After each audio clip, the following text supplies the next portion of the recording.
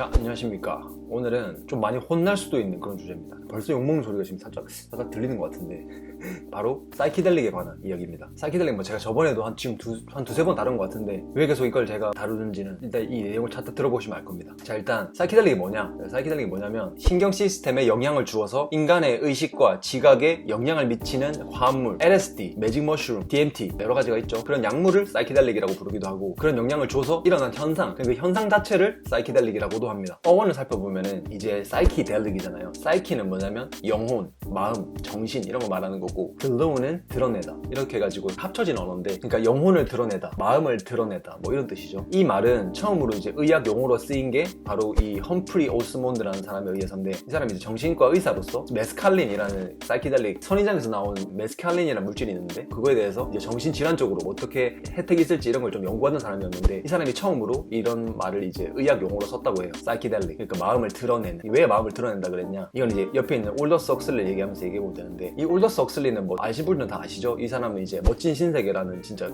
큰 대작이죠. 뭐 그걸 쓴 사람인데 작가죠. 그리고 뭐 철학자이기도 한데 이 사람도 이제 이 LSD나 메스칼린을 연구할 때 험프리 오스몬드랑 같이 연구를 많이 했어요. 이 사람도 정신 확장이나 이렇게 의식에 대해서 관심이 많다 보니까 뭐 그걸 같이 연구를 했었는데 심지어 이 사람은 이 메스칼린이라는 걸 직접 하고 쓴 책도 있어요. 그 지각의 문이라는 책도 있는데 그것도 이제 자기가 그걸 하고 자기가 받은 영감을 팍 바로 해가지고 이제 책을 쓴 거죠. 그게 바로 이제 The Doors of Perception이라는 지각의 문이라는 책을 썼죠. 이 사람은 LSD나 메스칼린 이런 사이키델릭 약물에 대해서 좀 긍정적인 생각을 많이 가지고 있었어요. 뭐 정신질환에 도움이 될 수 있고 또 우리가 생각해보지 못했던 걸 상상해볼 수 있고 창의력 뭐 여러 가지 관련해서 좀 긍정적인 면이 많이 있다 이렇게 얘기를 했는데 그 사이키델릭 경험을 이렇게 얘기했어요. 그 순간의 경험은 인간의 기만적인 믿음과 선입견을 뒤엎고 세상을 그 실제로 경험하는 새로운 능력을 부여한다 라고 얘기했는데 이게 무슨 말이냐면 기만적인 믿음, 선입견 뭐 이런 거는 어떻게 해석을 할 수 있냐면 우리가 살면서 어떤 성격이라는 게 형성되잖아요. 우리의 관점이라는 게 형성되고 우리 원래 태어났을 때는 아무것도 모르는 채로 태어났는데 이런저런 경험들을 하면서 아 뭐 세상은 이렇구나 저렇구나 뭐 이런 것들을 우리가 알게 되잖아요. 뭐 어떤 또 트라우마적인 경험은 아 나한테 어떤 겁을 줬을 거고 아 이런 걸 하면 안 되겠구나. 뭐 좋은 경험은 아 내가 이런 거 하면 뭐 내 기분이 좋구나 뭐 이런 것들을 하면서 나만의 성격, 관점 뭐 여러 가지 게 생길 거란 말이에요. 어떤 믿음도 생겨날 수 있고 뭐 기독교 집안에 태어난 사람들은 또 신에 대한 어떤 믿음이 있을 수 있고 또 그런 게 아니었던 사람들은 또 반대로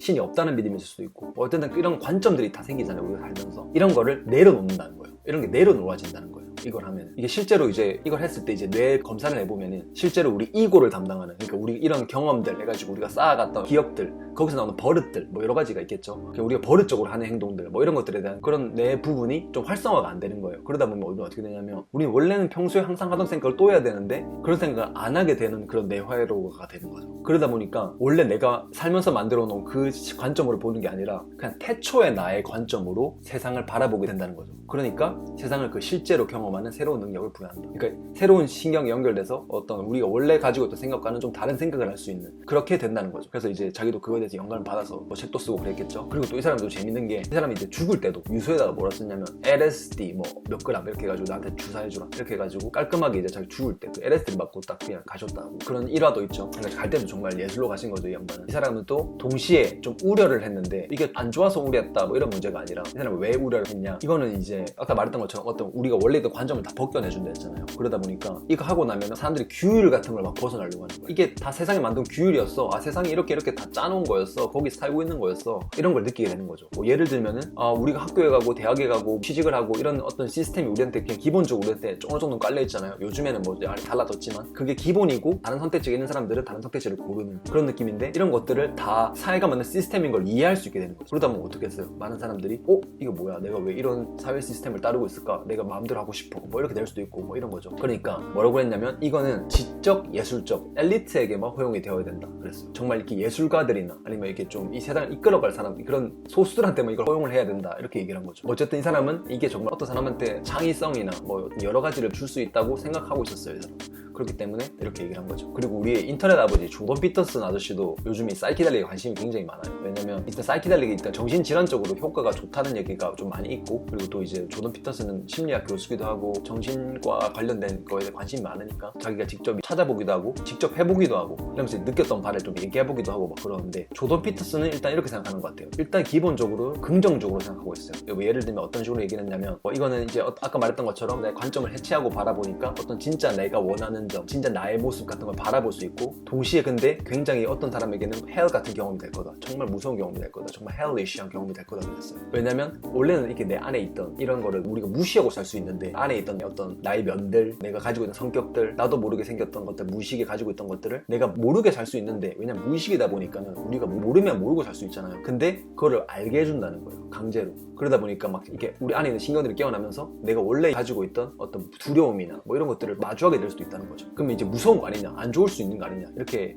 할 수 있는데, 조던 피터슨은 그게 아니래요. 왜냐면 그 경험을 통해서 성장할 수 있다는 거죠. 뭐 예를 들면 이런 거겠죠. 내 안에 있는 어떤 열등감이 있어, 내가 막 마주하고 싶지 않은 고통이 있어, 트라우마가 있어. 그런 트라우마 같은 거는 미주신경에서 우리 어떤 감각들을 보내는데, 우리가 스트레스를 받거나 이러면은 너무 스트레스가 심해지고 이러면 우리 그 관계를 끊어버려요. 그 미주신경, 우리 장에서 올라오는 그 어떤 느낌들을 뇌로 올리기 전에 끊어버린단 말이에요. 그래가지고 그게 바로 트라우마가 되는 건데, 이건 나중에 좀 자세히 얘기할 거고, 어쨌든 그런 감정을 끊어버린 게 많은데 그걸 다시 연결된다고 생각해보세요. 내가 엄청 두려웠던 기억들이 다시 기억나. 그건 기억까지는 안 나도 그 느낌이 다시 느껴져. 뭐 그런 것들을 느낄 수 있다는 거죠. 근데 거기서 얻을 수 있는 영감이나 지혜가 분명히 있다고 조던 피터슨은 생각하는 것 같아요. 그래서 뭐라고 했냐, turn on, tune in, grow up. 그러니까 그거를 하고, 마주하고, grow up, 성장하라. 거기서 얻은 지혜나 영감을 통해서 성장을 하라, 이렇게 얘기했는데, 이건 사실 뭘 인용한 거예요. 뭘 어떤 다른 사람의 말을 인용한 건데, 이 다른 사람의 말이 뭐냐면 티모시 레어리라는 사람의 어떤 말이 있어요. 이 사람은 심리학자인데, 이 사람도 사이키델릭을 많이 연구를 한 사람이에요, 이 사람도. 근데 이 사람이 사이키델릭 연구를 하면서 히피 문화에 많이 빠진 거예요. 그러니까 히피 문화라는 게 원래 이 사이키델릭하고 굉장히 관련이 깊어요. LSD 이런 게 유행하면서 히피 문화가 생긴 거니까. 그러니까 히피 문화가 왜 생겼겠어요? 히피 문화가 뭐예요? 우린 자유롭고, 우리는 막 에덴 동산을 뛰어다니는 자유로운 영혼들이야, 우린 히피야 하면서 막 음악 하고 놀고 막 이런 거잖아요. 이게 왜 그렇게 된 거냐면, 아까 말했던 거 사이키델릭처럼 나의 관점이나 세상에 나에게 씌워준 관점들, 이런 것들을 다 끄고 세상을 바라보니까, 내가 왜 이렇게 하는 거야? 이 세상 규율이나 이런 어떤 시스템 때문에 내가 자유롭게 못 살고 있었네? 우린 자유를 찾을 거야. 이런 식으로 이제 만들어진 게 히피들이죠. 그래서 밖에서 맨날 춤추고 놀고 막 기타 치고 막 이런 거죠. 그러니까 이 티모시 레어리도 이 히피 문화에 굉장히 빠진 거죠. 심리학자임에도 불구하고 이제 사이키델릭을 이제 연구하면서, 그러면서 이제 이 사람이 만든 어떤 독트린이 있어요. 교리가 있는 거죠. 그게 뭐냐면 turn on, tune in, drop out. 그러니까 이제 아까 조던 피터슨은 성장하라고 했는데, 얘는 drop out. 그러니까 이탈하라. 그러니까 이런 사회적 시스템 이런 거에 생각하지 말고 그냥 자유롭게 살아라, 너로서 살아라, 그냥 초자연적으로 살아라, 뭐 이런 거죠. 그러니까 행복하게 살아라 이거죠. 그러니까 이제 조던 피터슨 이걸 비판한 거죠. 그거는 그렇게 쓰는 게 아니다, 그렇게 쓰면 안 좋게 쓰는 거다. 그러니까 grow up. 이 지식이나 그렇게 얻은 네 통찰이나 관점이나 이런 것들을 이용해서 성장하라 라고 얘기를 한 거죠.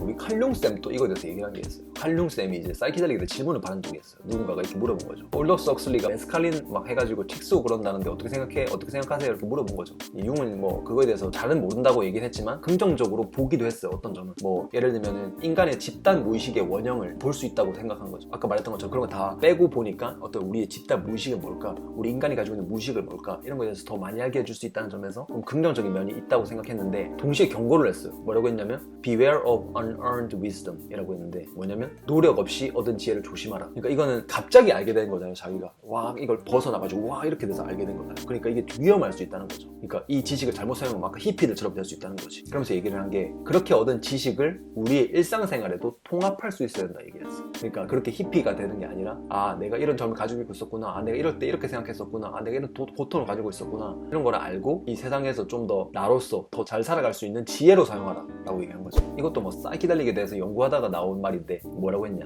약물의 영향을 받은 사람들은 시각적 세계를 처리하는 방법이 그렇지 않은 사람들과 근본적으로 다르게 나타났습니다. 이는 시각 피질에서 이미지에 대한 데이터만 얻는 것이 아니라 뇌의 여러 부분에서 데이터를 가지고 있다는 것을 나타냅니다. 평소에 우리가 경험을 하잖아요. 우리 경험을 하면은 그걸 눈으로 보고 그 우리 뇌로 들어가서 우리가 어떻게 처리해가지고 우리가 기억으로 저장을 하는데, 우리 원래 하던 그런 방식하고 달라졌다는 거죠. 뭔가 다르게 받아들였다는 거죠. 세상에 있는 정보들을. 다시 말해서 보통 정보가 교환되지 않는 뇌 영역이 서로 소통하고 있었으며, 이는 약물을 사용하지 않은 사람들에게서 볼 수 없는 활동 패턴을 생성했다, 이렇게 얘기했죠. fMRI로 찍어보니까는 이제 이게 원래 뇌에서 자주 일어나던 어떤 회로대로 움직이는 게 아니었다는 거죠. 막 다른 패턴으로 움직였다는 거죠. 그러면서 일반적으로 우리의 뇌의 활동은 뉴럴 네트워크라고 불리는 특정 정보의 고속도로를 따라 흐릅니다. 그러니까 이게 무슨 말이냐면 아까 말했던 것처럼 우리가 원래 했던 그대로 해배 법칙이라고도 하죠. 이 뇌가 원래 했던 방식으로 계속 똑같이 생각하게 되는 특정 회로로 계속 똑같이 한다는 거죠. 우리 인간은 이미 버릇이 된 대로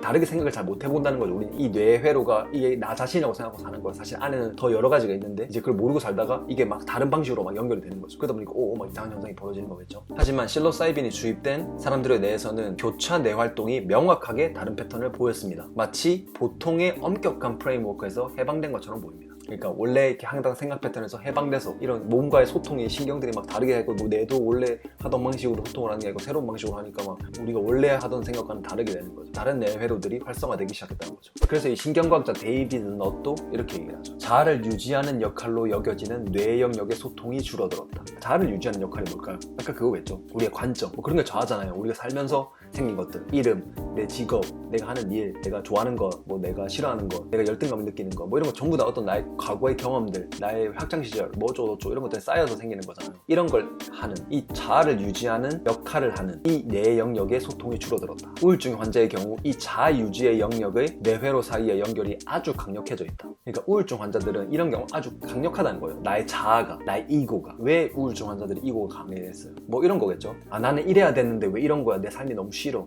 나는 이래야 되는데 이런 거야. 왜 나는 이렇게 되고 싶은데 왜 이런 거야? 자아가 너무 강한 거죠. 나는 이래야 되는데 꼭 이래야 되는 거 없어 세상에. 이런 게 꼭 이래야 되는 건 세상에 없음에도 불구하고 난 이래야 되는데 왜 이런 거야? 왜 저 사람이 저렇게 하는데 저런 거야? 뭐 이런 거 생기다 보니까 너무 이제 막 스트레스가 많아지고 이러다 보면은 아까 말했던 것처럼 실제로 몸에 어떤 신경적으로 계속 디스커넥이 생기면서 우리 호르몬을 분비하는 그 내분비선 같은 거에서도 문제가 생긴다는 거죠. 그래서 이제 스트레스를 많이 받으면 실제로 몸에 병이 걸리고 그러잖아요. 그런 것도 다 그런 게 관련이 있는 거고. 그런데 실로사이빈은 이런 연결을 풀어주는 효과를 보였다. 이렇게 얘기했죠. 그러니까 이제 아까 말했던 것처럼 그 이고를 내려놓을 수 있는 거죠. 그래서 뭐 어떤 사람들은 이런 경험을 한 사람들이 이걸 뭐라고 하냐면 이고 데스라고 표현을 하기도 해요. 내 자아가 죽은 경우. 그러다 보니까 다시 태어났다 이런 얘기도 많이 하잖아요. 약물로 해서가 아니더라도 그런 비슷한 경험을 했던 사람들은 다 꼭 그 얘기를 하죠. 다시 태어난 것 같다. 그렇게 느낄만 하죠. 나를 진짜 마주해본 거니까. 그래서 아까 이 자아에 대해서 얘기를 했는데 근데 뭐 이 에고라는 것 말고도 그러니까 우리가 가지고 있던 우리의 관점 아까 말했던 그 여러 가지 뭐 내 이름 어쩌고 그런 내 이고들 말고도 또 다른 자아가 또 있어요. 또 다른 자아가 뭐가 있냐면 그러니까 자아가 한 개가 아닌 거죠. 그러니까 우리는 평소에 우리 자신 이게 자아가 우리 하나라고 알고 있잖아요. 근데 자아가 하나가 아니고 둘이다 뭐 이렇게 얘기하는 사람도 있고 뭐 셋이다 이렇게 얘기하는 사람도 있는 것 같아요. 뭐 여러 가지 많이 있는데 확실히 이게 둘이다 얘기한 사람 중에서는 권위 있는 사람이 있죠. 바로 다니엘 캐니먼. 이 사람은 이제 심리학자이자 경제학자인데 자아가 두 개다 얘기해가지고 이걸로 노벨상을 타기도 한 노벨 경제학상을 탄 걸로 합니다. 그러니까 이걸 어느 정도 받아들여졌다고 봐야 되는 거죠. 기억하는 자아가 있고 경험하는 자아가 있다. 뭐 핵심자 이런 것도 있는데 이거는 이제 제가 명상이나 호흡 이런 거 얘기할 때 그냥 같이 넣어서 얘기할 개념이고 이 사람이 얘기했던 거 두 개만 얘기했어요. 기억하는 자아, 경험하는 자아. 기억하는 자아라는 게 아까 그거에 가깝죠. 이거. 그러니까 아까 말했던 그런 여러 가지 기억들에 의해서 성격된 성격. 그게 바로 기억하는 자아죠. 그리고 경험하는 자아는 현재 경험하는 내 자신, 이걸 경험하는 자아란 거예요. 경험하는 자아는 이 스토리를 항상 만들어내요. 이렇게 뭐 예를 들면 뭐가 있을까? 내가 어제 뭐 친구랑 만나서 놀았다. 내가 친구랑 만나서 술 마셨다. 이렇게 했으면은 친구랑 술 마셨다. 그렇게 우리 정리를 하잖아요. 어떤 사건을. 근데 사실 거기서 엄청 많은 일이 있었겠죠. 뭐 내가 집에서 뭐 씻고 샤워하고 나가가지고 신호등 건너서 이 술집 갔다가 그 술집 아니라 해가지고 딴 데 옮기고 뭐 어쩌고 뭐 이런 일을 다 해가지고 그 경험을 그냥 우리는 그냥 어제 친구랑 술 마셨다 라고 얘기하잖아요. 그렇게 이제 저장을 하는데 그 경험, 우리가 술 마시는 걸 하고 있는 건 경험하는 자아고 경험을 해서 그 스토리를 만든 게 기억하는 자아로 들어가는 거죠. 그럼 이 기억하는 자아가 계속 쌓이면서 우리는 어떤 관점, 성격, 믿음 이런 게 생기는 거죠. 그러니까 우리는 한 가지 자아가 아니고 두 가지 자아가 있다. 아까 말했던 그 사이키델릭에서 나왔던 그 자아는 기억하는 자아, 이고를 얘기한 거죠. 자, 그러니까 이렇게 얘기할 수 있는 거죠. 기억하는 자아는 이고고 경험하는 자는 의식이다. 뭐 내가 생각해서 이렇게 저장하는 거니까. 핵심자, 이건 뭐 다니엘 캐니먼이 한 얘기가 아니긴 아닌데 뭐 그 명상에서도 이렇게 이 얘기를 많이 하고 여러 가지로 많이 사용하는 것 같긴 해요. 이건 영혼인 거죠. 영혼이라고 하면 또 뭐 이렇게 볼 수 있는데 그 얘기 말고 뭐냐면 아까 제가 말했던 건 똑같은 거예요. 그 이고, 성격이 있고 우리 그걸 경험자를 통해서 받아들이고 우리 그 성격을 또 만들어내고 계속 그렇게 해서 우리 성격이 생겨나는데 이 성격을 내려놓게 되면 어떻게 되겠어요? 어떤 나의 본질을 바라봐. 내 안에 있는 걸 마주하고 내 원래 뭔가를 마주하고 그 원래의 나 그걸 말하는 거죠. 그러니까 내 심장을 뛰게 하고 장기를 움직이게 하고 살게 하고 내가 이렇게 뭐 밥 먹고 이게 소화되고 살 수 있게 해주는 이 힘이 있잖아요. 그러니까 우리가 직접 하는 게 아니잖아요. 이건 심장을 자동으로 뛰고 우리 숨을 자동으로 쉬고, 그러니까 우리를 살게 해주는, 뭐 또 좀 더 크게 얘기하면 자연에 나무를 피게 하고 꽃을 피게 하고 우리가 다치면 낫게 하고 뭐 이런 힘이 있잖아요. 이런 거 자체를 말하는 거예요. 우리는 그런 거를 마주하게 된다는 거죠. 이 이고가 없어졌을 때, 이고가 없어지면 이 경험자는 어떻게 했어요? 경험자는 원래 이 경험을 하면서 내가 원래 있는 기억자에 있는 정보를 토대로 받아들이고 스토리를 만들어서 나한테 다시 또 기억자에 보내야 되는데, 이 기억하는 자가 없어져 버렸어. 그럼 내가 지금 경험하고 있는 건 뭐야? 원래 있던 게 아니잖아요. 그러다 보니까 뇌의 막 패턴도 이상하고 달라질 거 아니에요. 그러다 보면 내 안에 있는 신경들이 더 깨어나면서 나를 더 마주할 수 있는 거죠. 심장에 더 가까워지면 가까워질수록 이 핵심자에 가까워질 수 있는 거죠. 그게 어떻게 보면 이제 뭐 명상이 원하는 바고, 또 호흡 훈련들 여러 가지, 뭐 홀로트로픽, 쿤달리니 요가도 이거를 하기 위해서 하는 거고, 뭐 크리아 요가도 비슷한 거고. 그러니까 이런 건 이제 또 얘기를 해볼 건데, 어쨌든 마무리 하면은 이거를 내려놓게 되면서 우린 좀 더 본질적인 나를 마주하게 될 수 있다. 영혼을 마주하게 될 수 있다.